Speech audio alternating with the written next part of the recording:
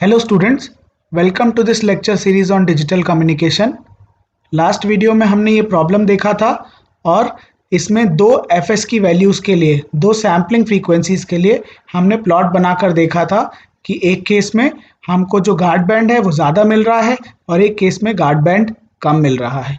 तो यहाँ पर आपको जब आप प्रैक्टिकली इस चीज़ को यूज़ करते हो तो वहाँ पर आपके पास रेंज ऑफ फ्रीक्वेंसीज अवेलेबल है, उसमें से आप वो सैम्पलिंग फ्रीक्वेंसी चूज करो सो दैट आपके पास जो बैंड पास फिल्टर अवेलेबल है उसका यूज़ करके आप अपना ओरिजिनल सिग्नल सैम्पल्ड इक्विवेलेंट से इजीली रिकवर कर पाओ without any loss of information. अब हम कुछ और पॉइंट्स देखेंगे बैंड पास सैम्पलिंग से रिलेटेड अपने इस वीडियो में। अब नेक्स्ट चीज़ हम देखते हैं advantages of band pass sampling. क्या क्या एडवांटेजेस होते हैं हमारी बैंड पास सैम्पलिंग का। तो एक तो सबसे पहले आप यहाँ पर देखो, यहाँ पर मैंने आपका क्या बनाया है, ये जो आपका सिग्नल है ये रिसीवर वाला पार्ट बनाया है मैंने पूरा। This is basically a receiver part. ये जो सिग्नल है हमारा this will be a band pass signal. तो हम क्या करते हैं जनरली, ये band pass signal analog form में रहता है हमारा। ये बैंड पास सिग्नल को हम मल्टीप्लाई करते हैं cos 2 pi fct। This is basically a synchronous receiver. ठीक है, सिंक्रोनस डिटेक्टर की बात कर रहे हैं, वहां पर हम एक cos 2 pi fct की से मल्टीप्लाई करते हैं उसको, जहां पर ये fc क्या है आपका carrier frequency. This is carrier frequency. इससे हम मल्टीप्लाई करते हैं और उसको एक लो पास फिल्टर से पास करते हैं। तो यहाँ पर हमको क्या मिलने लगता है, बेस बैंड सिग्नल। एक बेस बैंड सिग्नल हमको जैसे ही मिलेगा तो इस बेस बैंड सिग्नल को हम सैंपल करते हैं और ये वाला जो पार्ट है दिस इज बेसिकली एडीसी। यहाँ पे और भी चीजें रहती हैं। This is analog to digital converter. Base band signal जो है एनालॉग फॉर्म में ही रहेगा, इसको हमको डिजिटल फॉर्म में कन्वर्ट करना पड़ता है एट द रिसीवर। क्यों करना पड़ता है, क्योंकि ये जो हमारा डीएसपी है this is digital signal processor. Digital signal processor, तो एक डिजिटल सिग्नल प्रोसेसर क्या है, हमारे डिजिटल सिग्नल को प्रोसेस करता है। प्रोसेसिंग में क्या क्या चीजें आ सकती हैं, जैसे आप एरर कंट्रोल कोडिंग हम पढ़ेंगे, है ना। एरर्स को कंट्रोल करने के लिए हम कुछ कोडिंग करते हैं, चैनल कोडिंग, सोर्स कोडिंग, ये सारी चीजें करते हैं। फिर कंप्रेशन कर सकते हो, एनक्रिप्शन कर सकते हो, ये सारी चीजें जो है यहाँ पर हम इनका ऑपोजिट करते हैं। जो भी कोडिंग की है, एनकोडिंग की है at the transmitter, digital signal processor उसकी डिकोडिंग करता है। और वो डिकोडिंग करने के बाद मतलब जो चीज़ें हम डिकोड कर लेते हैं, कुछ चीज़ें रिमूव होती हैं, कुछ चीज़ें ऐड होती हैं, उसके बाद हम वापस से उस डिजिटल सिग्नल को एक एनालॉग सिग्नल में कन्वर्ट करते हैं। फाइनली हमको एक एनालॉग सिग्नल यहाँ पर मिलता है। ये एक पूरी प्रोसेस होती है हमारी रिसीवर पर। ठीक है, यहाँ पर जो है एनालॉग सिग्नल है, base band signal, this is analogue in nature. ये एनालॉग जो है इसको एडीसी क्या करता है, डिजिटल में कन्वर्ट करता है। डिजिटल में कन्वर्ट क्यों करना है हमको, क्योंकि हमारे पास आगे एक डिजिटल सिग्नल प्रोसेसर है जो कि केवल डिजिटल डेटा को प्रोसेस कर सकता है, डिजिटल सिग्नल को प्रोसेस कर सकता है। तो ये तो हो गया हमारा नॉर्मल केस। अब सेकेंड वाला पार्ट आप देखो, ये वाला जो सिग्नल है this is also band pass signal. जैसे ऊपर था हमारा बैंड पास सिग्नल, तो ये भी एक बैंड पास सिग्नल ही। ठीक है, इस बैंड पास सिग्नल को आप चाहो तो डायरेक्ट एक बैंड पास सैंपलर से पास कर दो। तो बैंड पास सैम्पलिंग इसकी करोगे और बैंड पास सैम्पलिंग के बाद यहाँ पर एक क्वांटाइजर आ जाएगा। This will be a part of ADC, analog to digital converter. तो यहाँ पर क्वांटाइजर भी आएगा, यहाँ पर भी क्वांटाइजर रहता है। ठीक है, जैसे ही क्वांटाइजेशन हो जाएगा इसका तो ये डिजिटल में कन्वर्ट हो जाएगा। उस डिजिटल सिग्नल को ये जो डिजिटल सिग्नल प्रोसेसर है ये प्रोसेस करेगा। उसमें अगर कुछ एनक्रिप्शन होगा तो उसको डिक्रिप्ट करेगा। अगर कोई चैनल एनकोडिंग या सोर्स एनकोडिंग की गई होगी तो उसको डिकोड करेगा और फाइनली हमको एक डिजिटल सिग्नल यहाँ पर देगा। उस डिजिटल सिग्नल को हम एनालॉग में कन्वर्ट करते हैं using a digital to analog converter. तो आउटपुट में हमको क्या मिल जाएगा, सेम सिग्नल जो यहाँ पर मिल रहा था जैसा कि। ठीक है, अब आप बोलोगे कि ये वाला पार्ट तो हमने यूज ही नहीं किया, तो यही इसका एक एडवांटेज है।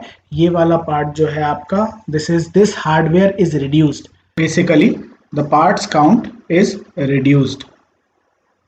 Parts count is reduced. इसका मीनिंग क्या है?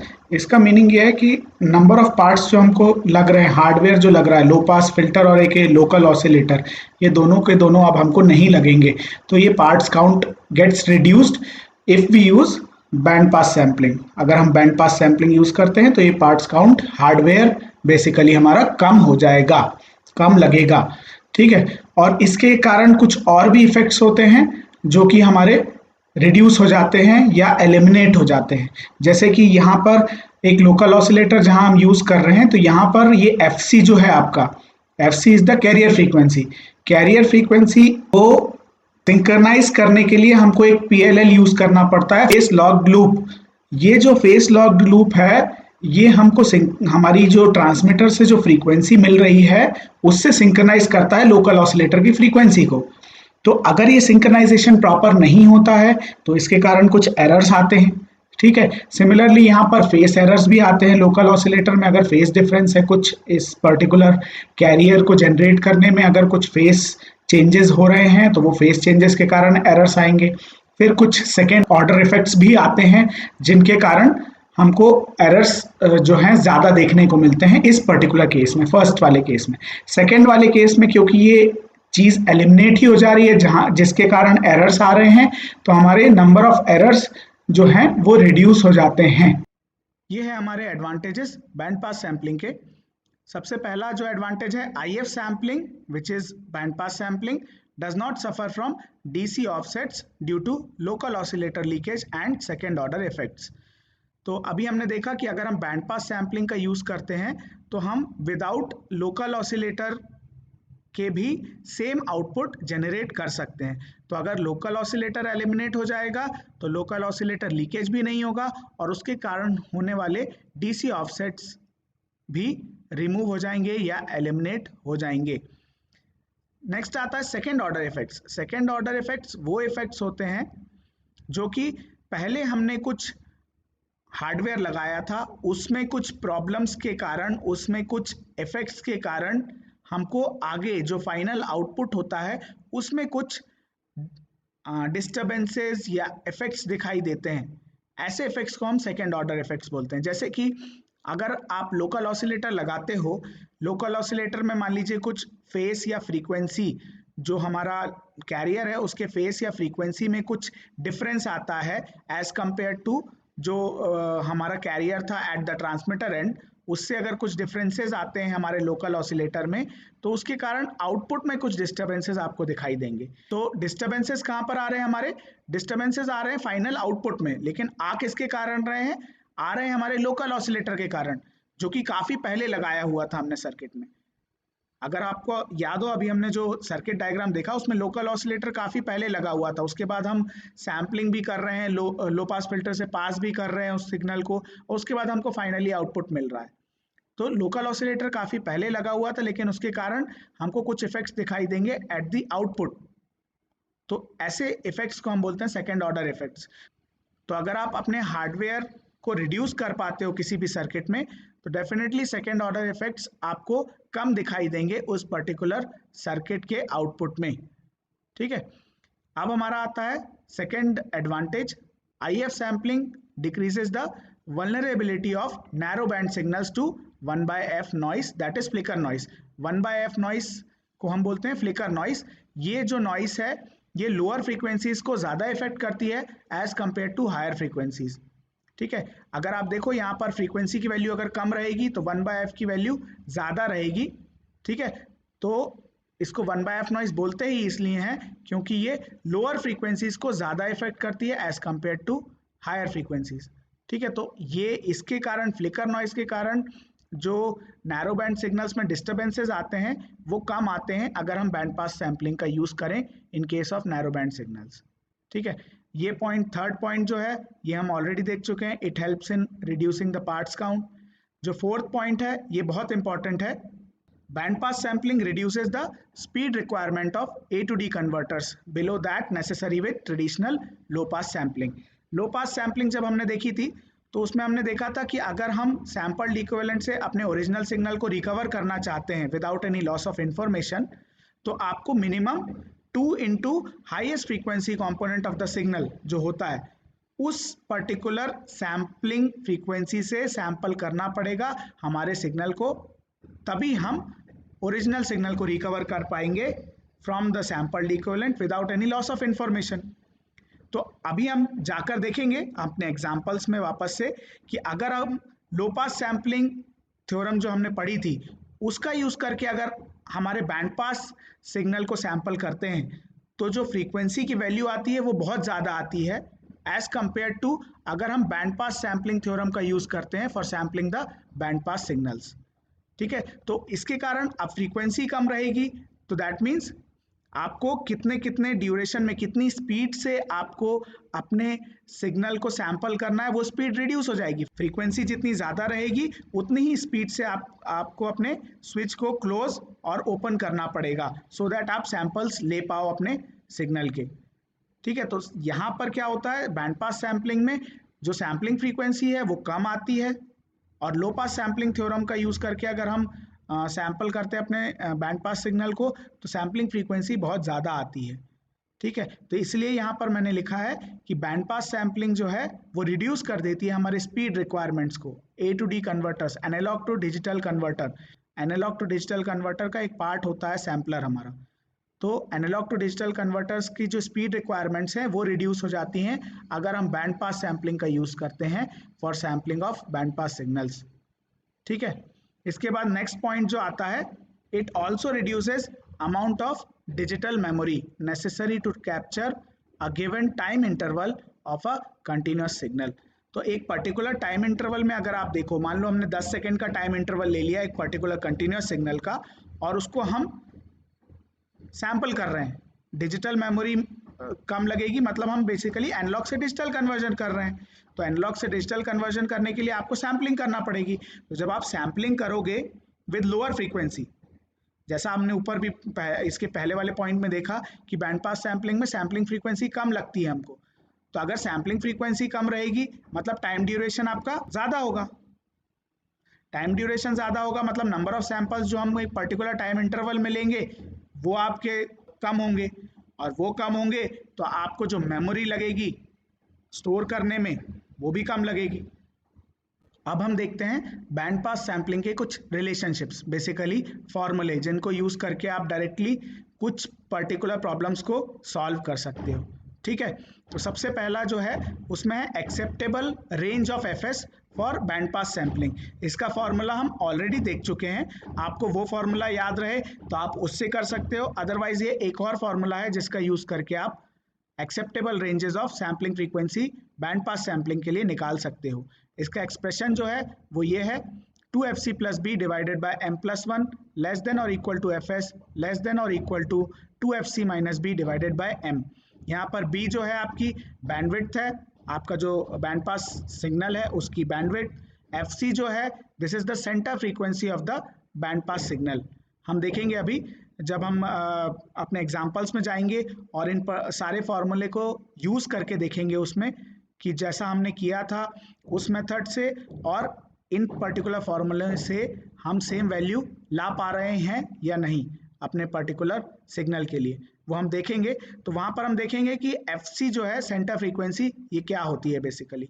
ठीक है, इसके बाद ये जो M है ये पूरी तरह से डिफरेंट है आपके K से, जो हमने अभी फॉर्मूला देखा था बैंड पास सैम्पलिंग थ्योरम के केस में, उसमें हमने एक इंटीजर देखा था K, उस पर्टिकुलर इंटीजर से ये M टोटली डिफरेंट है।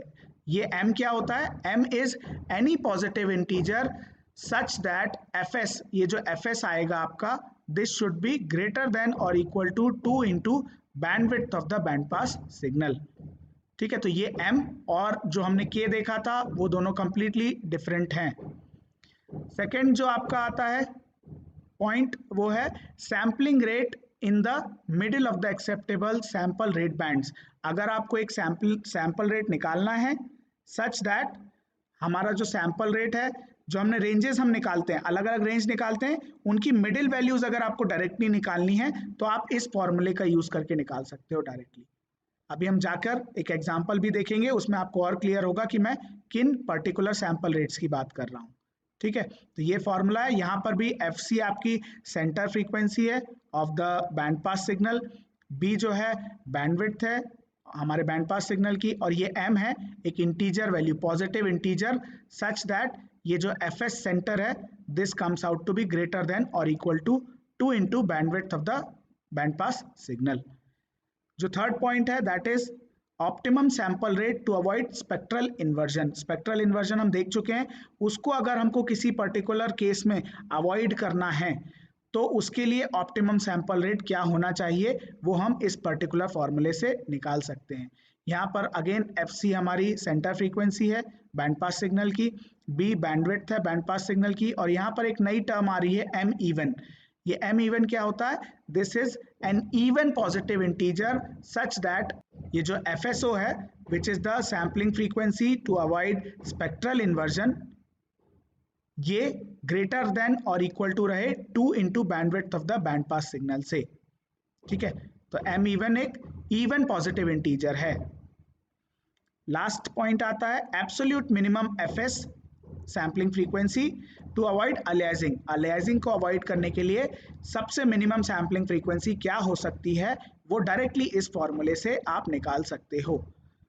यहाँ पर R int एक डिफरेंट टर्म है विच इज लेस देन और equal to FC plus B/2 divided by B less than R int plus 1।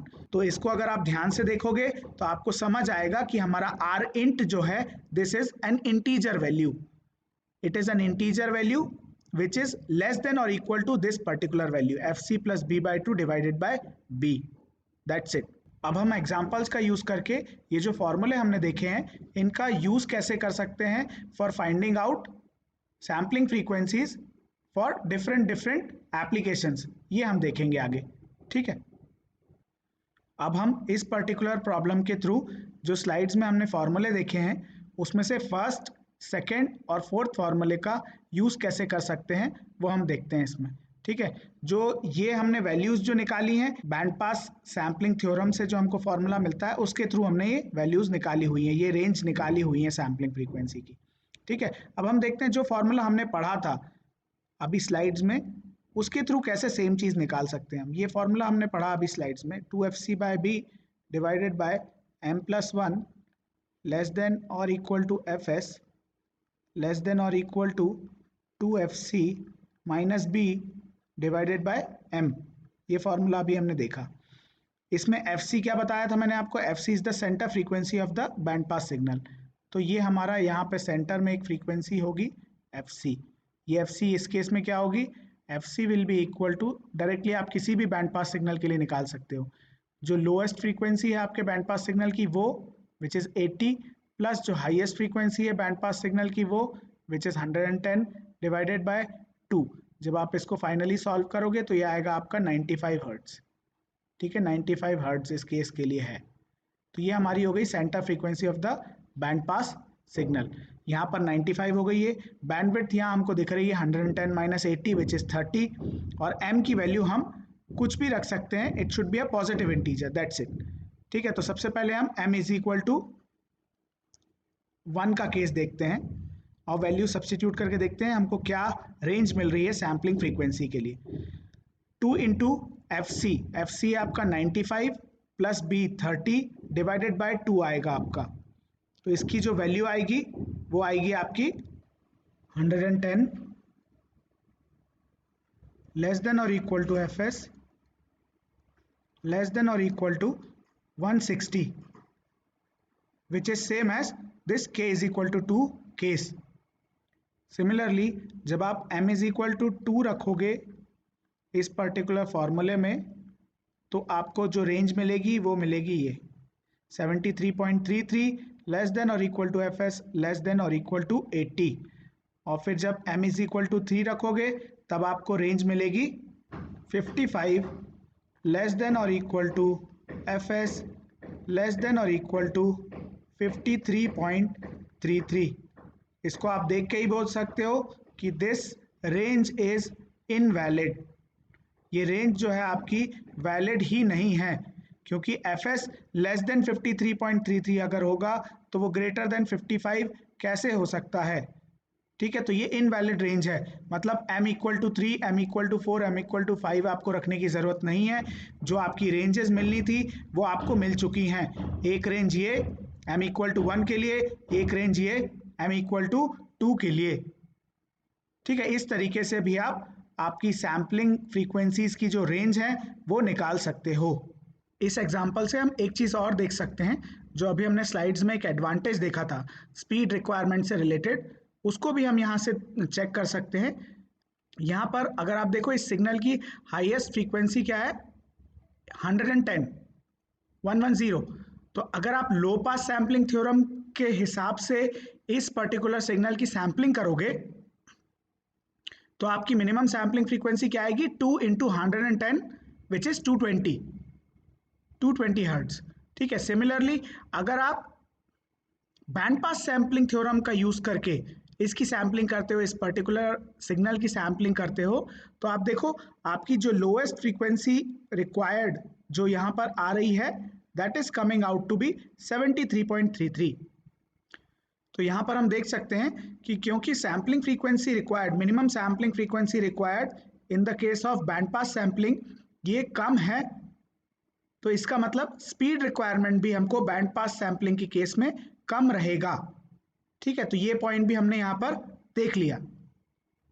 अब इस एग्जाम्पल का यूज करके हम देखते हैं कि जो एक फॉर्मूला हमने देखा था, अगर आपको ये जो दो रेंज ऑफ फ्रीक्वेंसीज मिल रही हैं, एक k इज इक्वल टू 3 के लिए, एक k इज इक्वल टू 2 के लिए, ये दो रेंज ऑफ फ्रीक्वेंसीज आपको मिल रही हैं, इनकी अगर सेंटर फ्रीक्वेंसीज आपको पता करने हैं डायरेक्टली, तो कैसे पता करेंगे, वो हमारा सेकेंड फॉर्मूला के यूज करके आप पता कर सकते हो, जो हमने देखा था F S center which was equal to F C plus B by 2 divided by m plus 1 plus F C minus B by 2 divided by m। ये फॉर्मूला हमने देखा था, इसमें आप m की अलग अलग वैल्यूज सब्सटीट्यूट कर सकते हो। जैसे m इज इक्वल टू 1 जब सब्सटीट्यूट करोगे तब हमारा एफ एस सेंटर जो है CNTR this will come out to be 135, और m इज इक्वल टू 2 जब सब्सटीट्यूट करोगे, m इज इक्वल टू 1 पर क्या आ रहा है 135 हर्ट्ज, इसकी सेंटर वैल्यू, इसका आप सेंटर पॉइंट निकालोगे 110 प्लस 160 डिवाइडेड बाय 2, तो आपको 135 मिलेगा। सिमिलरली इसका सेंटर फ्रीक्वेंसी क्या होगी इस पर्टिकुलर रेंज की, 80 प्लस 73.33 डिवाइडेड बाय 2। जब आप m इज इक्वल टू 2 यहाँ पर सब्सटीट्यूट करोगे तो आपको वही फ्रीक्वेंसी मिलेगी, center frequency, which will be equal to 76.66 hertz. ठीक है, तो ये फॉर्मूले का यूज करके आप डायरेक्टली डिफरेंट सैम्पलिंग फ्रीक्वेंसी की रेंज मिलती हैं, उनकी सेंटर फ्रीक्वेंसीज निकाल सकते हो डायरेक्टली इस फॉर्मूले का यूज करके। अब हम देखते हैं एक और फॉर्मूला जो हमने अभी स्लाइड्स में देखा था। हमने क्या देखा था, लोएस्ट या minimum sampling frequency to avoid aliasing. तो अगर आप नॉर्मल फॉर्मूले से कैलकुलेट कर रहे हो तो आपको दिखाई पड़ रहा है कि ये हमारी मिनिमम सैम्पलिंग फ्रीक्वेंसी है जिसका यूज हमको करना पड़ेगा टू अवॉइड अलियासिंग। अब अगर मैं वो फॉर्मूले से निकालने की कोशिश करूं यही सेम फ्रीक्वेंसी, तो हम देखते हैं वो आती है या नहीं आती है। फॉर्मूला जो हमने देखा था वो देखा था F S minimum equal to 2FC plus B divided by R I N T, R integer, और ये आर इंटीजर क्या था, this R integer was less than और इक्वल टू, ये एक इंटीजर था जो कि लेस देन और इक्वल टू है F C plus B by 2 divided by B से। ठीक है, तो इनकी वैल्यूज जब आप सब्सटीट्यूट करोगे तो आपको मिलेगा R int will be less than or equal to 3.66। ठीक है, दैट मीन्स क्योंकि आर इंट एक इंटीजर होना चाहिए इसलिए आर इंट क्या हो जाएगा, R int will be equal to 3। जब आर इंट इक्वल टू 3 का यूज आप यहां पर करोगे इस फॉर्मूले में, एफ सी आपको पता है 95, बी की वैल्यू 30 है और आर इंट आपका हो गया 3। जब यहाँ पर आप सब्सटीट्यूट करोगे तो एफ एस मिनिमम आपको मिलेगा 73.33। तो इस फॉर्मूले का यूज करके डायरेक्टली आप minimum value of sampling frequency निकाल सकते हो टू अवॉइड अलियासिंग। इस पर्टिकुलर एग्जांपल से हम समझते हैं जो हमारा लास्ट फॉर्मूला हमने देखा था, optimum sampling frequency to avoid spectral inversion, जो हमने देखा था F S O equal to 2fc minus B divided by M even. इससे जब आप एफ एस ओ निकालोगे इस पर्टिकुलर केस के लिए तो वो आएगा आपका, यहाँ पर एफ सी क्या है, ये आपका 3b है, ये पॉइंट आपका 4b है, तो इन दोनों का सेंटर पॉइंट क्या आ जाएगा 3.5b which will be F C. तो 3.5b एफ सी हो जाएगा, 2 इंटू 3.5b करेंगे तो आएगा 7b माइनस बी 6b आ जाएगा, और m इवन हम पहले मान लेते हैं, सबसे पहली वैल्यू 2, तो that will come out to be 3b। ये आ गई हमारी एक पर्टिकुलर सैम्पलिंग फ्रीक्वेंसी जिसका यूज करके हम स्पेक्ट्रल इन्वर्जन को अवॉइड कर सकते हैं। यहाँ पर मैंने ये सेम चीज बनाई भी हुई है। अगर आप देखो ये वाला जो पार्ट है इसमें मैंने F S is equal to 3b लेकर ही सैम्पल्ड सिग्नल प्लॉट किया है, ये एस ऑफ एफ।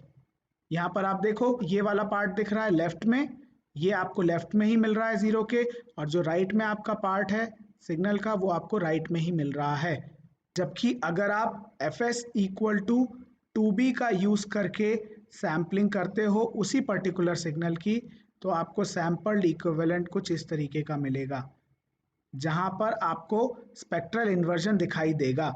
ये जो राइट साइड वाला पार्ट है ये आपको यहाँ पर दिख रहा है लेफ्ट साइड में, और जो लेफ्ट साइड वाला पार्ट है वो आपको यहाँ पर राइट साइड में दिखाई देगा।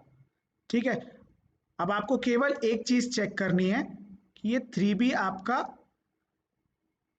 This should be greater than और इक्वल टू 2 इंटू बैंडविड्थ, बस इतना ध्यान रखना है आपको। अगर ये है, बाकी कुछ चेक करने की आपको ज़रूरत नहीं है।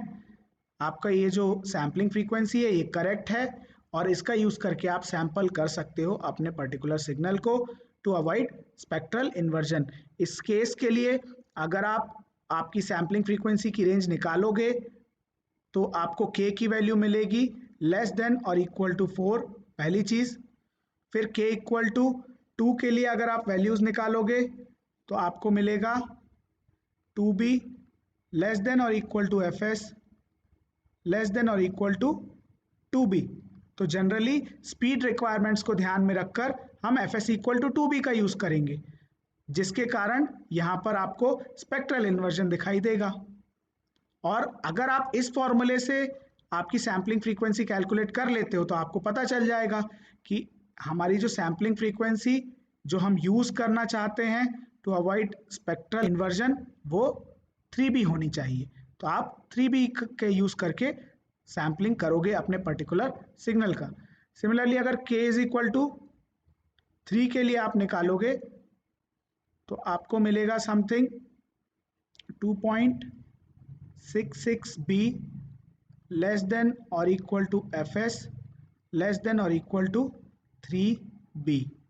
तो ये 3b वैल्यू हमको यहाँ से डायरेक्टली मिल गई। मैं केवल इसमें ये दिखाना चाह रहा था कि 3b आपकी सैम्पलिंग फ्रीक्वेंसी है जो आपको नॉर्मल फॉर्मूले से भी मिल सकती है, बट आपको कैलकुलेट करना पड़ेगा। इनफैक्ट ऐसे ड्रॉ करके देखना पड़ेगा आपका सैंपल इक्विवेलेंट, ताकि आप पता कर सको कि कौन सी फ्रीक्वेंसी पर स्पेक्ट्रल इन्वर्जन अवॉइड हो सकता है। और अगर आप इस फॉर्मूले का यूज़ करते हो तो आप डायरेक्टली फ्रीक्वेंसी फाइंड आउट कर सकते हो जिस फ्रीक्वेंसी का यूज़ करके हम स्पेक्ट्रल इन्वर्जन को अवॉइड कर सकते हैं। ठीक है, एक फ्रीक्वेंसी इसमें रेंज और आएगी इसमें k इज इक्वल टू 4 के लिए, वो भी मैं लिख देता हूं यहाँ पर, आप लोग ये फ्रीक्वेंसी रेंजेस चेक कर सकते हो। जो दो फॉर्मूले हमने पढ़े हैं, दोनों फॉर्मूले से सेम रेंजेस आपको मिलेंगी। यहाँ पर आएगा 4b लेस देन और equal to fs less than और इक्वल टू 6b। ठीक है, तो ये हमारे जो रिलेशनशिप्स थे उनको सबको हमने एक एग्जाम्पल के थ्रू देख लिया, उनका सिग्निफिकेंस भी देख लिया। अब हम आते हैं हमारे वीडियो के लास्ट पार्ट में, जहाँ पर हम analogue to digital converter ADC के स्पेसिफिकेशंस देखेंगे। दो इंपॉर्टेंट स्पेसिफिकेशंस होते हैं ADC के, एक सैंपल रेट और एक उसकी बैंडविड्थ। सैम्पलिंग रेट क्या बताता है? The fastest rate at which the ADC can be run, और दूसरा it determines the widest signal bandwidth that the ADC can handle. Similarly ADC bandwidth कहाँ काम आती है? वो हमको बताती है highest frequency that ADC's internal electronics can pass. It determines the frequency band ADC can handle, जैसे high frequency, ultra high frequency. ठीक है, ये सारी कौन सी फ्रीक्वेंसी बैंड्स को हमारा ADC हैंडल कर सकता है वो यहाँ से पता चलता है ADC की बैंडविड्थ से। Similarly it is very crucial for under sampling applications. Under sampling applications मतलब जो बैंड पास सैम्पलिंग एप्लीकेशंस होती है वहाँ पर ये बहुत इंपॉर्टेंट होता है ADC बैंडविड्थ। अब इस पर्टिकुलर डायग्राम में देखो, आपको 4 पार्ट्स दिखाई देंगे इसके, बेस्ड ऑन आप कौन सी सैम्पलिंग यूज कर रहे हो, बेस बैंड सैम्पलिंग या बैंड पास सैम्पलिंग, या फिर आप नैरो बैंड सिग्नल की सैम्पलिंग कर रहे हो या वाइड बैंड सिग्नल की सैम्पलिंग। इस बेस पर ये 4 पार्ट्स में डिवाइडेड है आपका पर्टिकुलर डायग्राम। अब किस पर्टिकुलर केस में सैंपल रेट कैसा होना चाहिए और ADC की बैंडविड्थ कैसी होनी चाहिए, ये इस पर्टिकुलर फिगर से पता चल रहा है। अब किस पर्टिकुलर केस के लिए आपका सैंपल रेट हाई होना चाहिए या लो होना चाहिए, सिमिलरली आपकी ADC की बैंडविड्थ हाई होना चाहिए या लो होना चाहिए, ये हमको इस पर्टिकुलर फिगर से पता चल रहा है। तो हम सबसे पहले देखते हैं, अगर हमको बेस बैंड सैम्पलिंग करनी है किसी नैरो बैंड सिग्नल की, तो ADC की बैंडविड्थ आपकी लो होना चाहिए। सिमिलरली ADC की जो सैम्पलिंग फ्रीक्वेंसी है वो भी लो होना चाहिए, या जो सैम्पलिंग रेट है वो भी लो होना चाहिए। सिमिलरली अगर आप बैंड पास सैम्पलिंग करना चाहते हो किसी नैरो बैंड सिग्नल की, तो आपका ADC की बैंडविड्थ हाई होना चाहिए और ADC का जो सैम्पलिंग रेट है वो लो होना चाहिए। नैरो बैंड सिग्नल मतलब क्या होता है? जिसकी बैंडविड्थ बहुत लो हो, ऐसे सिग्नल को हम नैरो बैंड सिग्नल बोलते हैं। जहाँ पर बैंडविड्थ लो रहेगी वहाँ पर सिग्नल को हम नैरो बैंड सिग्नल बोलेंगे, जहाँ सिग्नल की बैंडविड्थ ज़्यादा रहेगी वहाँ उसे वाइड बैंड सिग्नल बोलते हैं। अब देखते हैं हम बेस बैंड सैम्पलिंग अगर आपको करनी है वाइड बैंड सिग्नल की, तो आपको ADC की बैंडविड्थ लो रखना पड़ेगी और ADC की जो सैम्पलिंग फ्रीक्वेंसी है या जो ADC का सैम्पलिंग रेट है वो हाई रखना पड़ेगा। सिमिलरली अगर आपको बैंड पास सैम्पलिंग करनी है किसी वाइड बैंड सिग्नल की, तो आपका ADC की बैंडविड्थ भी हाई होना चाहिए, ADC का सैम्पलिंग रेट भी हाई होना चाहिए। तो ये कुछ पॉइंट्स थे, important points based on band pass sampling. ठीक है, बैंड पास सैम्पलिंग में हम इतना ही पढ़ेंगे। नेक्स्ट वीडियो से हम आगे का सिलेबस अपना कवर करेंगे। इस वीडियो के लिए बस इतना ही। Thank you very much.